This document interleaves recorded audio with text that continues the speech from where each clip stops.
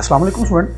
आज के इस लेक्चर में हम सॉल्व करने के लिए जा रहे हैं कॉन्सेप्चुअल क्वेश्चन 11.6 से लेकर 11.9 तक। चलिए स्टूडेंट बात करते हैं। शॉर्ट क्वेश्चन है हमारे पास 11.6 में वो कह रहा है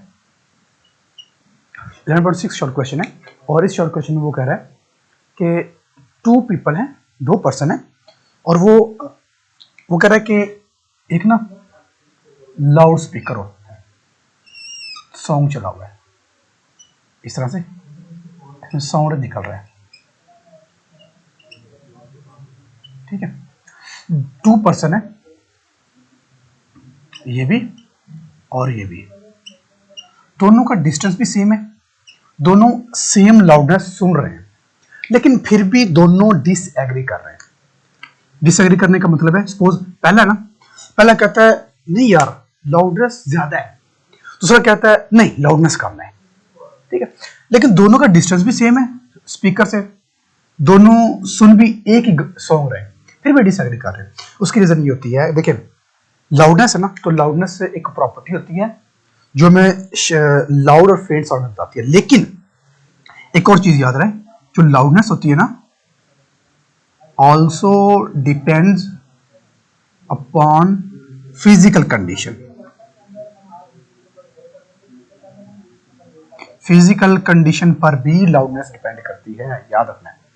लाउडनेस किस पर डिपेंड करती है? फिजिकल कंडीशन पर भी डिपेंड करती है। तो पढ़ा ना, एम्पलीट्यूड पर डिपेंड करती है, एरिया पर डिपेंड करती है और डिस्टेंस पर डिपेंड करती है, फिजिकल कंडीशन पर भी डिपेंड करती है। ठीक है, चीज आप फिजिकल कंडीशन पर कैसे डिपेंड करती है? फिजिकल कंडीशन पर इस तरह से डिपेंड करती है कि अगर एक है अडल्ट, अगर एक जवान बच्चा है, जवान है, दूसरा है बूढ़ा, तो बूढ़े की अगेन वही बात है, उनके सामने बोले ना ऊंचा बोलो सुनाई नहीं दे रहा है, मतलब उनकी जो फिजिकल सेंसेशन होती है ना हियरिंग की, वो वीक हो जाती है, जिसकी वजह से डिस्टेंस दोनों का सेम है, लेकिन जो बूढ़ा बंदा है, एजेड है, उसको कम सुनाई देगा।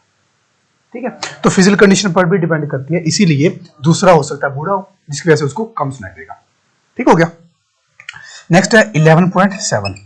11.7 में 11.7 में कह रहा है कि वो क्या कह रहा है कि इको और रिफ्लेक्शन में क्या कोई डिफरेंस है?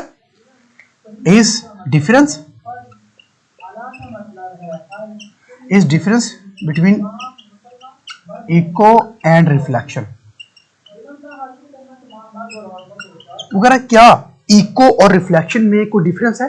बिल्कुल नहीं है, रिफ्लेक्शन भी वही होता है, इको भी वही होता है। हम कहेंगे no difference between reflection and echo, simple.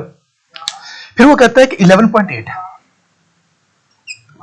वो कहता है कि हमारे पास 2 साउंड है, एक है 50 dB का एक साउंड है, और जो दूसरा साउंड है ना वो है 100 dB का।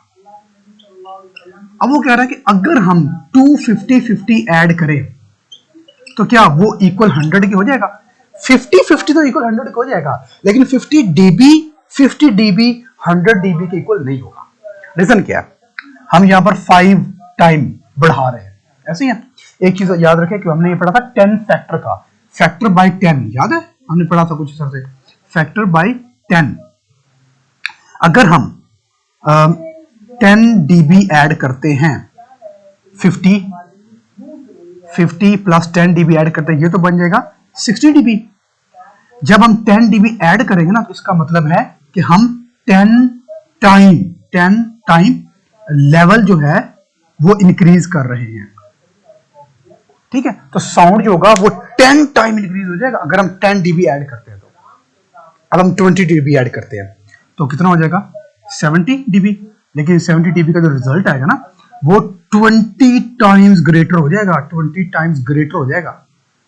ठीक है, सिर्फ इस वजह से क्योंकि हम 10 फैक्टर में लेकर जाते हैं, जिसकी वजह से हम दोनों को मिलाकर 250 मिलाकर एक 100 dB नहीं बना सकते। रीजन उसकी ये है कि ये हमारे पास 10 फैक्टर में होता है। If we increase 10 dB, if we add 10 dB in 50, it mean we increase 10 time sound level, हम 10 टाइम साउंड लेवल को इंक्रीज कर देते हैं। ठीक हो गया।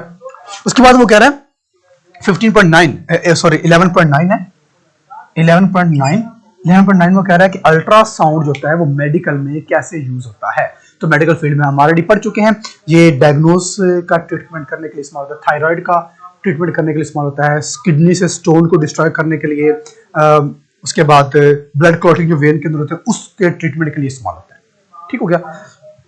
तो स्टूडेंट ये थे हमारे आज के कॉन्सेप्चुअल क्वेश्चन जो कंप्लीट हो चुके हैं। आई होप कि आपको इनकी अंडरस्टैंडिंग हुई होगी। अगर फिर भी आपको कुछ क्यूरी हो तो आप पोर्टल से पूछ सकते हैं। Thank you.